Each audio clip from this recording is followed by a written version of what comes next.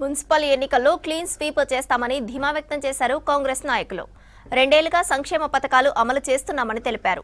10 ఏళ్లుగా గత బీఆర్ఎస్ ప్రభుత్వం మున్సిపాలిటీలను అభివృద్ధి చేయలేదన్నారు. మున్సిపాలిటీలో మెజార్టీ ఇస్తే మరింత అభివృద్ధి చేస్తామన్నారు.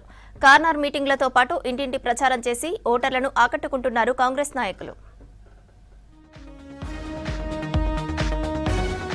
వేములవాడలో కాంగ్రెస్ జెండా ఎగరవేస్తామని అన్నారు ప్రభుత్వ విప్ ఎమ్మెల్యే ఆది శ్రీనివాస్. వేములవాడ పట్టణంలో ఇంటింటి ప్రచారం చేశారు. షాత్రాజ్పల్లిలో ఎన్నికల ప్రచారంలో భాగంగా హోటల్లో మిర్చి బజ్జీలు వేశారు ఆది శ్రీనివాస్. 10 ఏళ్లు అధికారంలో ఉన్న కేటీఆర్ వేములవాడను పట్టించుకోలేదన్నారు. తామొచ్చిన తర్వాత అభివృద్ధి చేస్తున్నామని తెలిపారు.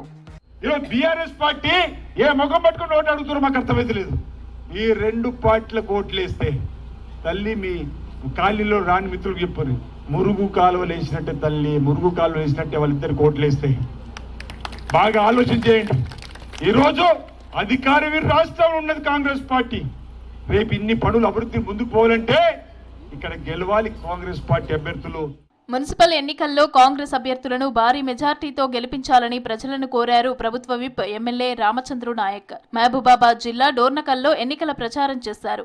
ప్రజా సంక్షేమమే ధ్యేయంగా కాంగ్రెస్ ప్రభుత్వం పథకాలను అమలు చేస్తోందన్నారు. గత ప్రభుత్వ హయాంలో బీఆర్ఎస్ నాయకులు అవినీతి అక్రమాలకు పాల్పడ్డారని ఆరోపించారు రామచంద్రు నాయక్. మీరు గెలిపించిన కాంగ్రెస్ ఎమ్మెల్యే, మరి కౌన్సిలర్ ఎవరుంటే మీకు పనులు అవుతాయమ్మా? కౌన్సిలర్ ఎవరుంటే మీకు పనులు అవుతాయి? మన ఆడబిడ్డల్లో స్కూల్కి పోయేటోళ్ళు కానీ, మన అక్కలు ఉద్యోగాలు చేసేవారు కానీ, మా ఆసుపత్రికి పోయే అమ్మలు కానీ, జాతరకు పోయే అమ్మలు కానీ, రాష్ట్రంలో ఏ మూల నుండి ఏ మూలకైనా ఆర్టీసీ బస్సు ఉచిత ప్రయాణం. 2వ విడత ఇండ్లు వచ్చే మే నెలలో ఇవ్వబోతా ఉన్నాం. అమ్మలారా 2వ విడత ఇండ్లు అయిపోయినాక పెన్షన్లు కూడా ఇవ్వబోతున్నాం. విద్యార్థులకు నాణ్యమైన విద్యతో పాటు ఫుడ్ ఇస్తూ ఉన్నాం. మరి నియోజకవర్గానికి ఒక ఇంటిగ్రేటెడ్ పాఠశాల తెచ్చినాం. రాష్ట్ర ఆర్థిక పరిస్థితి బాగా లేకున్నా పేదల కోసం ప్రభుత్వం ఎన్నో సంక్షేమ పథకాలు అందిస్తుందన్నారు కాంగ్రెస్ వర్కింగ్ ప్రెసిడెంట్ జగ్గారెడ్డి. సంగారెడ్డి పట్టణంలో ఎన్నికల ప్రచారంలో పాల్గొన్నారు. ఎన్నికల్లో కాంగ్రెస్ అభ్యర్థులను గెలిపిస్తే ఒక్కో వార్డుకు 8 కోట్ల రూపాయలను మంజూరు చేయించే బాధ్యత తనదే అన్నారు జగ్గారెడ్డి. ముఖ్యమంత్రి రేవంత్ రెడ్డి గారు కాదు ఏం చేసిండు? ఉచితంగా ఆర్టీసీ బస్సు ఇచ్చిండా? ప్రయాణం అవుతుందా లేదా? బస్సులో ప్రయాణం ఎంతమంది చేసిన ఆడవాళ్ళు చేతులు ఎత్తుడు చేసిందా చేయలేదా? ఇంతమంది ఆడవాళ్ళు బస్సులో తిరుగుతున్నారు కదా, ఉచితంగా తిరుగుతున్నారు కదా అందరు కూడా.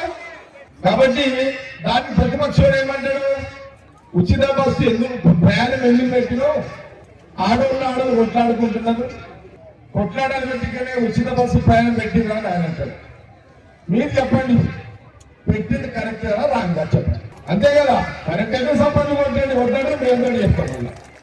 మాజీ ఎమ్మెల్యే కూసుకుంట్ల ప్రభాకర్ రెడ్డి ప్రచారంలో తిరుగుతున్నారని, వాళ్లకు డీజిల్ ఖర్చు దండగా అని ఎద్దేవా చేశారు ఎమ్మెల్యే కోమటిరెడ్డి రాజగోపాల్ రెడ్డి. ఆయన మళ్ళా ఎమ్మెల్యే అయ్యేది లేదని, బీఆర్ఎస్ నాయకులు గెలిచేది లేదన్నారు. బీఆర్ఎస్ నాయకులు ఎన్ని కోట్లు సంపాదించినా సేవ చేసే గుణం లేదని విమర్శించారు రాజగోపాల్ రెడ్డి.